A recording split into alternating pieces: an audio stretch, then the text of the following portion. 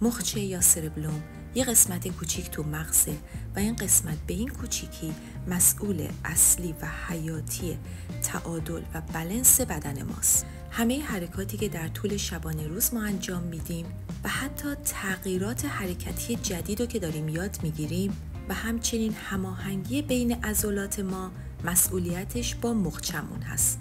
من در طول تمرینای 1 ساعت ورزشمون با شاگردام ورزش‌های هوازی، غیر هوازی، تمرین‌های تعادلی مثل یوگا و وزنه رو انجام میدم. هرچی عضلاتمون ضعیفتر و کوچیکتر بشه، توازنش به هم میریزه و این توازن تأثیر میذاره روی تک تک حرکاتی که داریم انجام میدیم.